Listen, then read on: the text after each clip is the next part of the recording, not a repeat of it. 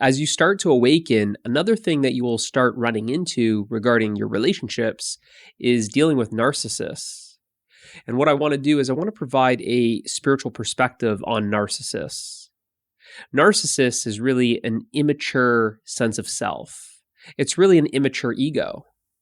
The ego is the sense of self. So it's really this immaturity that we see expressing itself.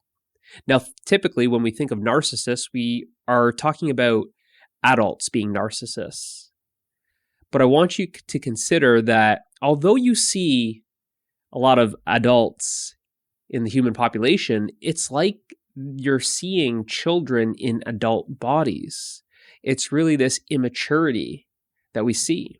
Another way to think of it is this immaturity or this lack of spiritual development or spiritual evolution, you could say, right? They're just not quite as evolved as you are as you start to awaken. And your eyes are now opening to this. It's like you kind of sensed it all along, how certain people just can't really process their emotions as quickly as you can.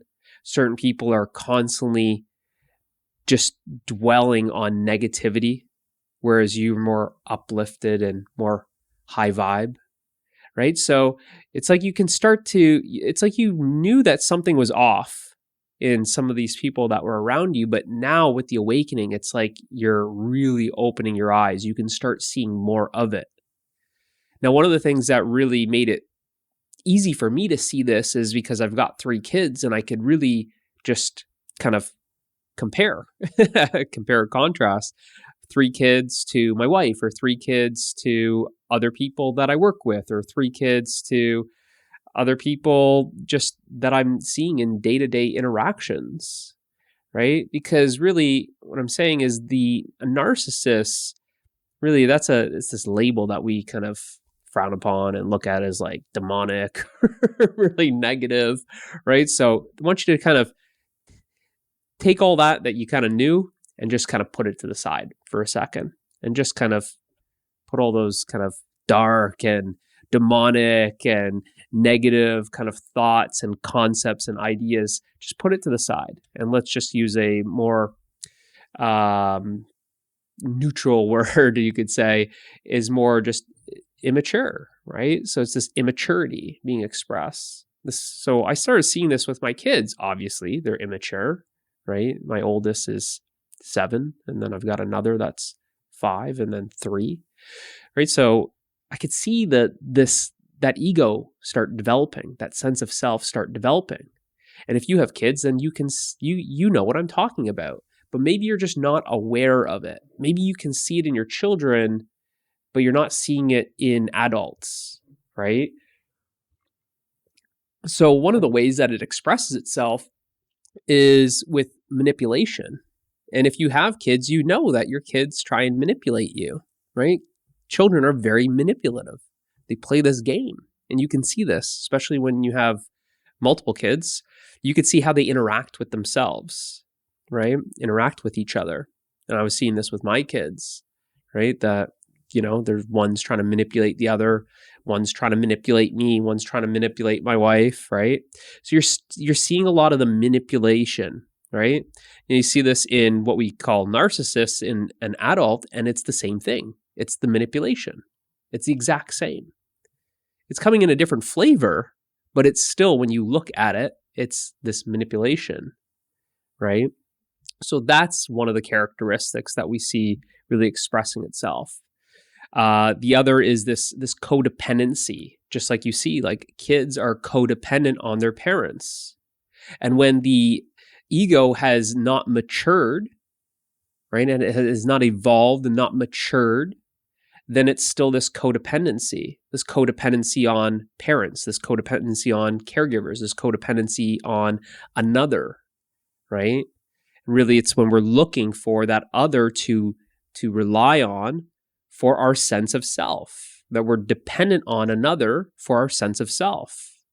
Now, if we don't mature, then we're always looking to our parents or our family, right? Our family as that sense of self. So then we start adopting the beliefs, start adopting the ideologies, the paradigms, the concepts, right?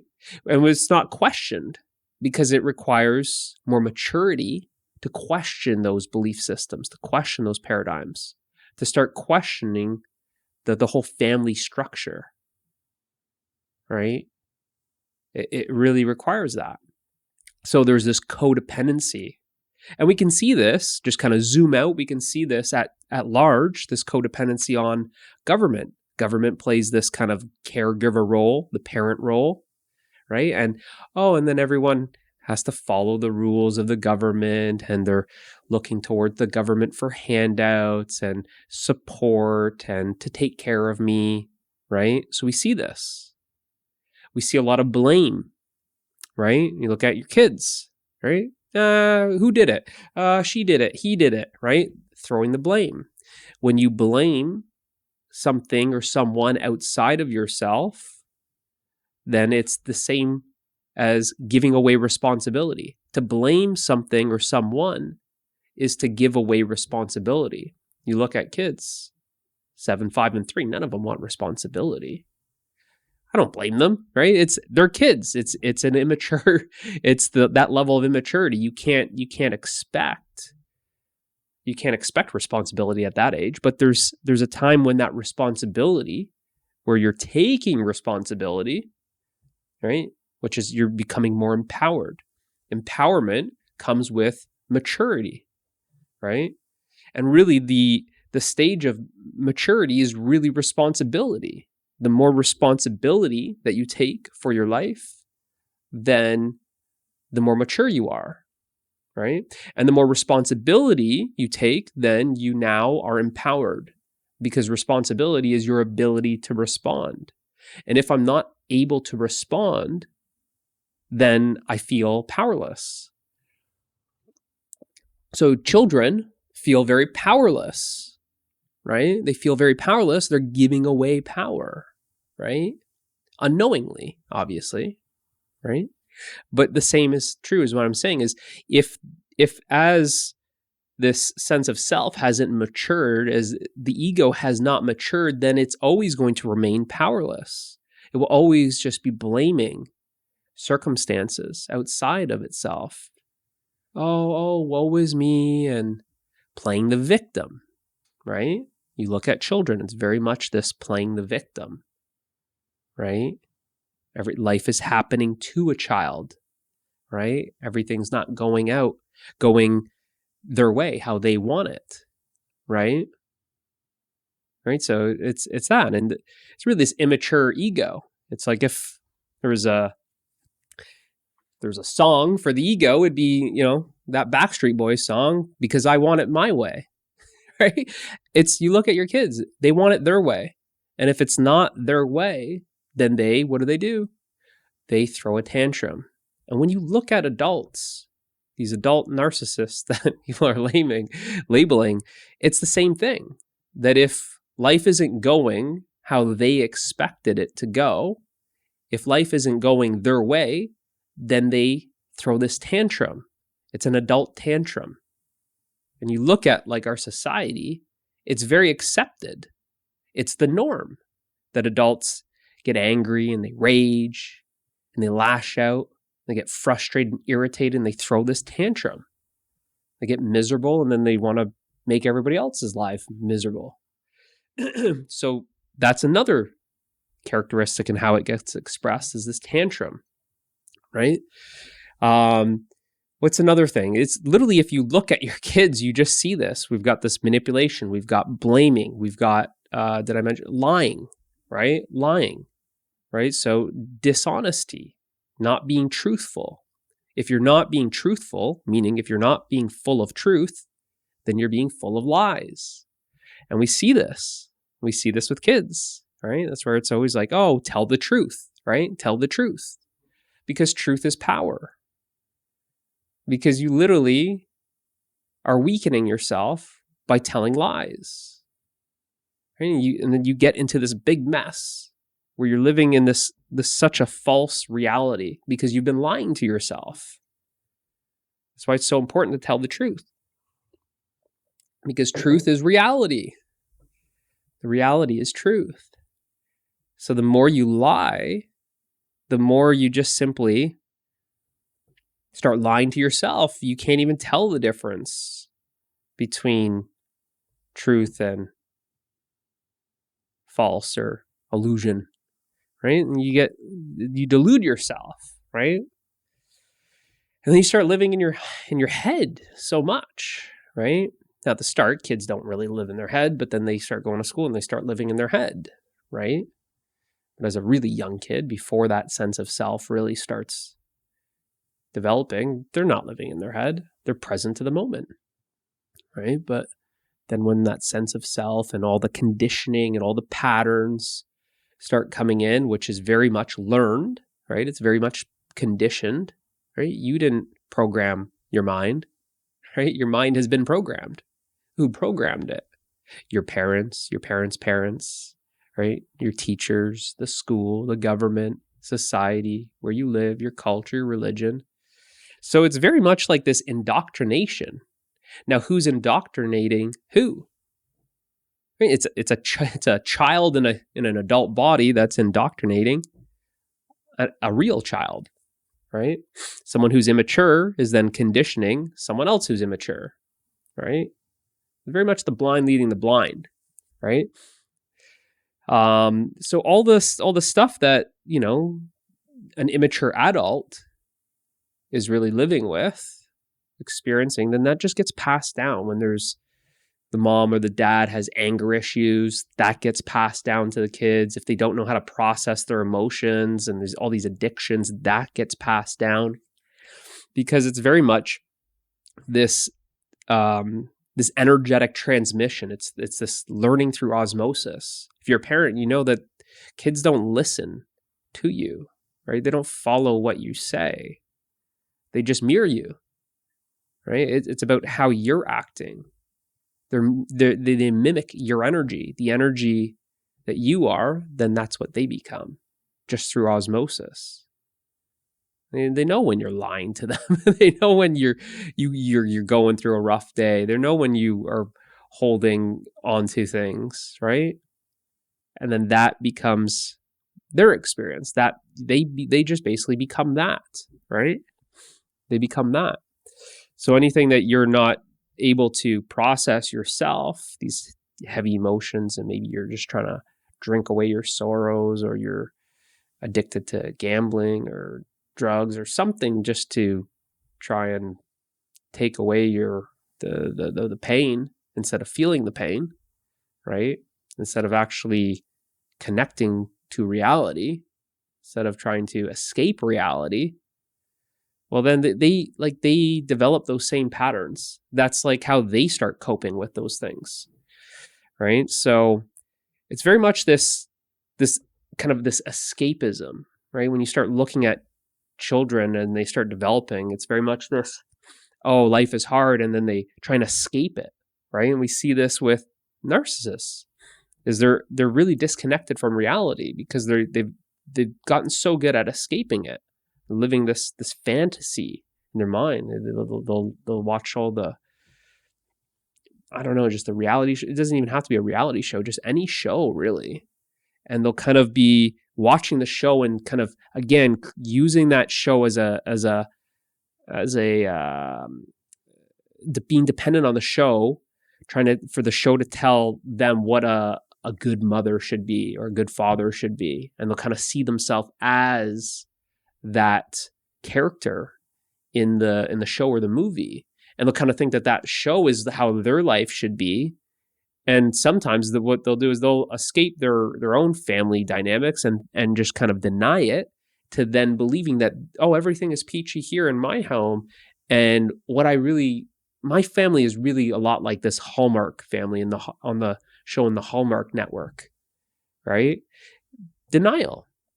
Look at your kids. Denial. Who did it? Not me, not me, not me. Denying it, right? Denial, lying, escapism, avoiding, right? Blaming, right? Don't want responsibility, right? Daydreaming, right? It's like, it's all there. It's all, you could see it all.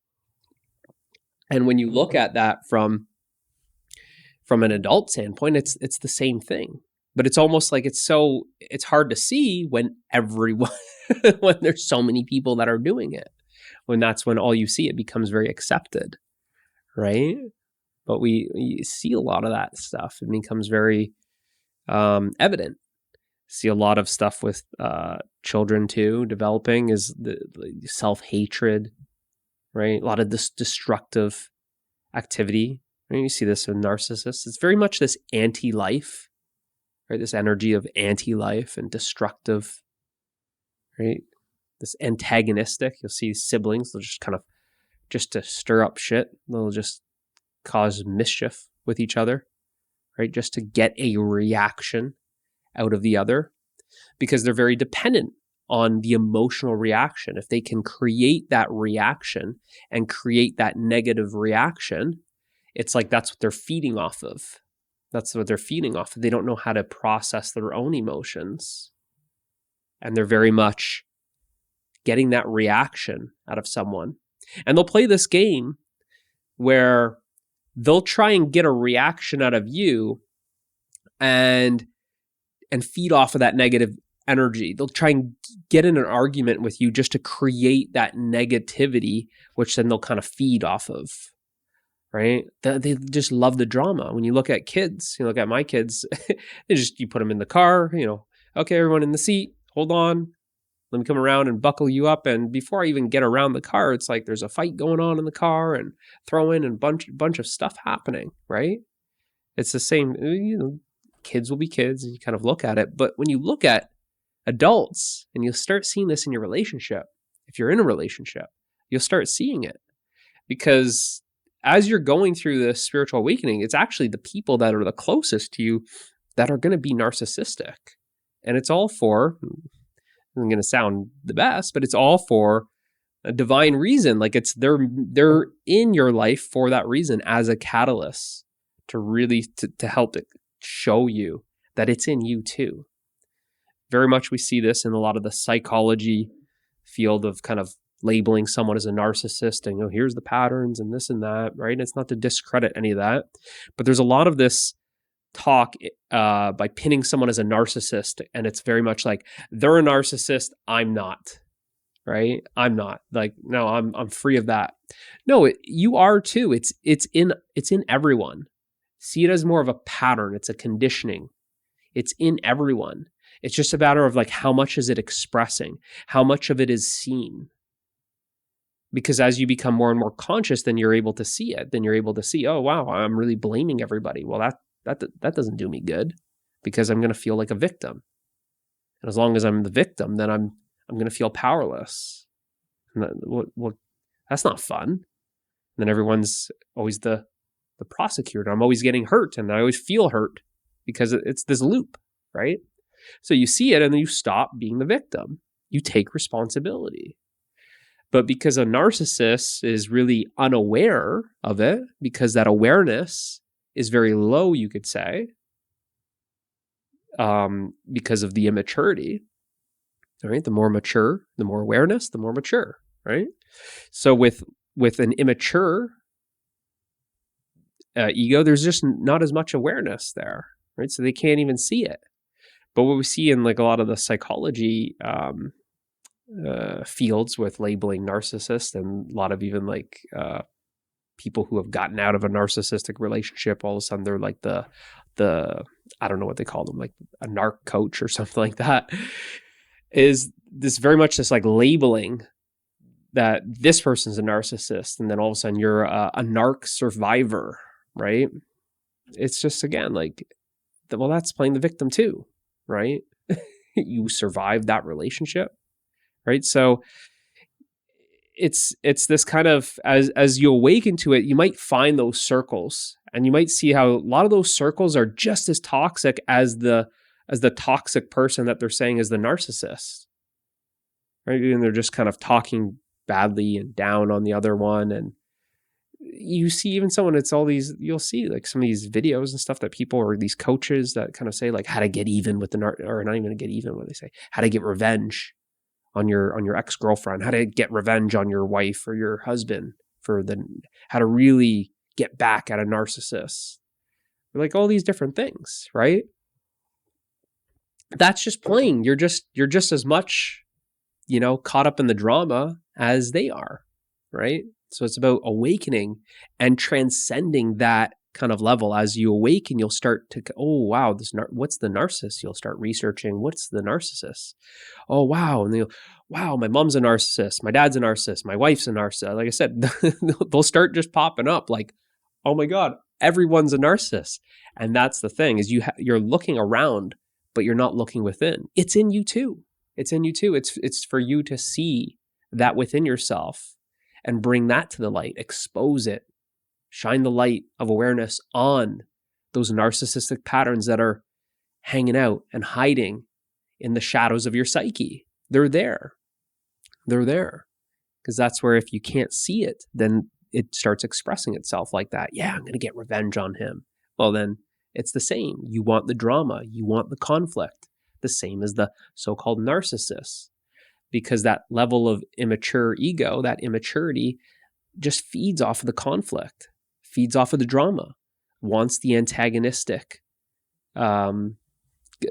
just to combat, wants to resist. It's the resistance. You say this, they want to say that. It's they don't want peace, right? Right? So they don't know peace, right? So you'll start seeing it in your relationship that really it's this kind of, oh wow, why are we in this fight again? This is just, it's too much, right? So your partner might make a big deal out of nothing, right? You might be kind of scratch your head like, how? Why are we in this argument over nothing, right? Because it's like this feeding. It's like feeding time. You might come home from work and it's like, oh, your wife or your husband, it's like, oh, they got to feed off of that negative energy. If they're not getting it from the news, then they're going to get it from you, right? So it's like they just kind of pick a fight, right? It's like it's like they're just creating problems where there's actually no problems. And it's almost like, oh, well, it's like you're staying quiet, you're peaceful. And then it's like, I just need my hit, right? Your partner's like, I just need my hit. And then they'll just basically blame you for something, right? And all of a sudden you'll just kind of play this role and you'll see it's this victim abuser, right? They'll go on the attack, create a problem where there is no problem, right? You'll start defending yourself, right? That's the trap. That's kind of the trap. You'll start defending yourself. You'll start being more logical in your argument, right? And all of a sudden, they'll get hurt by something you have done, right? But it's like you haven't done anything. You haven't done anything, and all of a sudden, then he or she will storm off. They'll either storm off and kind of play the, I'm not talking to you for the rest of the night or the rest of the day or a couple days, depending on how long it takes them to process, right? Which is usually very slow.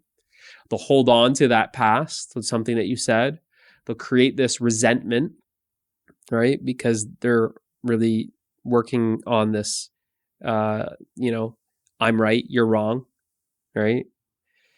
This was not right. This was not okay. They'll play this is not okay, right? So there's a lot of this, like, there's a lot of this dynamics going on. There's so much really entangled with a lot of this stuff, right?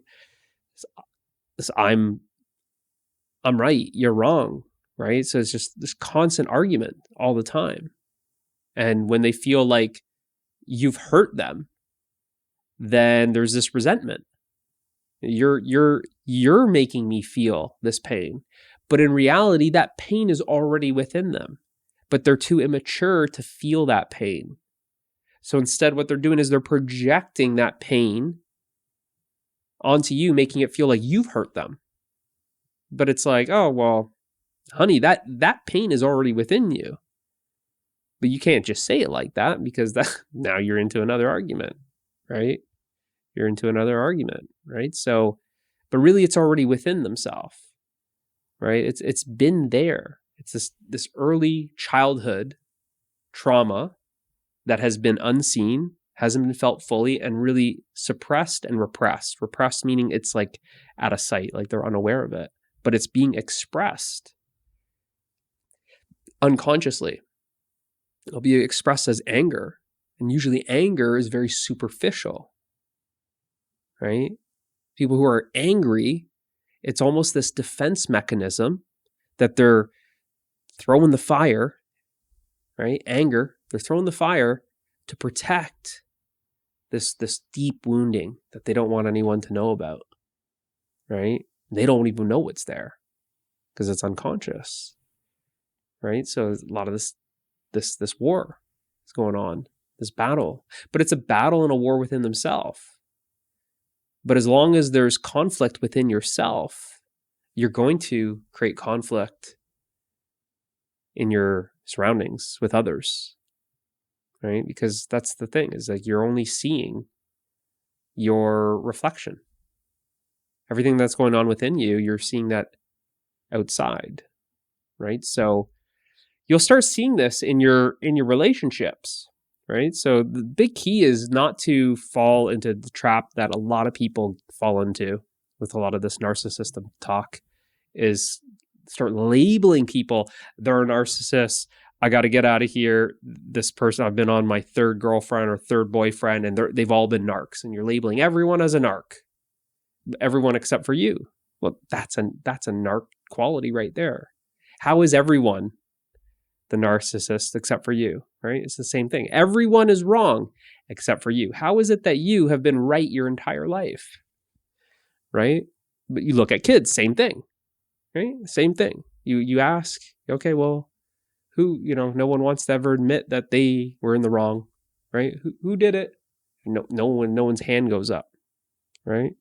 Well, he said it. Well, she said it. Well, they did it first, right? I hear that a lot from my kids. Well, they don't even want to, when it's really obvious that it's this one that, let's say my oldest, and well, you're the oldest. You should have known better. Well, then she'll say, well, Jacob, who's the youngest, who's 3, told me to do it. It's like, come on, right? So how is that? They don't want that acceptance. Narcissists don't want to accept things. They don't want to accept things as they are. They don't want to accept that they could be in the wrong. Rather bury the head in the sand, right? Not deal with things, not because they're avoiding it, because they don't accept. When you don't accept reality as it is, then you're rejecting reality. As long as you're rejecting reality, then where are you running to? You're running to your fantasy in your mind. You're hanging out there. And then you're getting stuck in all of this delusion because you think that your family is, I'll say that the narcissist, not you, the narcissist will start believing that like they are living like that Hallmark family on the Hallmark network, and everything that you bring up is just total like, no way, right? And they'll basically have to bury their head in the sand because seeing things as they are will shatter their reality, their perceived reality. It's not the real reality. It'll shatter their dreams, and they don't want to shatter their dreams, so they'll be in denial and they'll avoid everything that you're saying. You could show up with all the proof and it won't mean anything. It won't mean anything. You can't use logic. In these, maybe you've already at the stage where you realize this with your wife or your husband, that whatever type of argument they bring on, you think that you're going to outsmart them. Like, no, logically, it makes sense. This and this here. I mean, you can write it out. And if it starts feeling like you have to record your conversations, if it starts feeling like you have to like document things to build up this case, and you already know that you're in that relationship. But don't be in such a hurry to run from it. Use it as your spiritual development, your spiritual evolution. Use it as the catalyst. It's there for a reason. It's in your life for a reason, right? It's there to serve you. I know you might be thinking, well, how? I'm just trying to wait. I'm waiting for my chance to get out of this relationship. How do I get out of it? Right? And it's just, like I said, if you're meant to get out of it, then, a door will open for you. A door will open for you. And it feels like you're kind of like, you can't really get out of it, then you haven't learned your lesson. You haven't gotten your true evolution. It hasn't really served you yet, right? But knowing these things and seeing these things and being just aware of them really help. Really help. And if you have kids like I do, then you'll start just like, again, just start to kind of compare and contrast, start to see it. And it's funny, actually. It's really funny because you see it and you go, wow, it's the same. It's like the same thing. This lying, this cheating, this irritation, this aggravation, this, resistance, this, all of that, right? You just look at our society. It's obvious, right? It's all this playing pretend, right? The men want to be the superheroes. The women want to play dress up, right? It's the exact same thing. Now look at my kids. They want to play dress up in the basement, right? Use their imagination. It's great. But we're still doing it. We're still doing it as adults, right? Collecting all this materials and this status and all that stuff. All the stuff that my daughter does with the Barbies, full-grown women are still doing, right? It's the same thing, right? And kids with their superheroes, and it's all this, this power, right? This power, they're hungry for power, right? Male adults, this hunger for more and this power and this domination, right?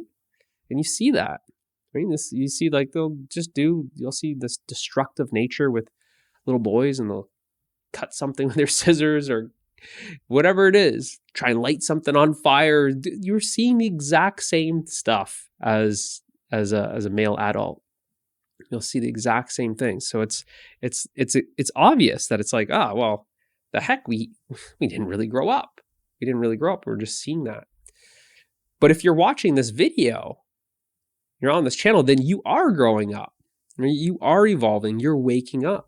Waking up is, again, it's this maturing, this spiritual evolution that really, you're getting to the next level, you can say, on the relative level of your spiritual evolution. So hopefully that helps. If you have any questions, post them down below. Someone actually wanted me to discuss this narcissistic stuff. So if there's more questions regarding different things going on with kids and relationships and just your relationship as you're going through the awakening process, as many people do, you're not alone. Don't be afraid. Ask some questions, and I will follow up with a video very soon. See you in the next one.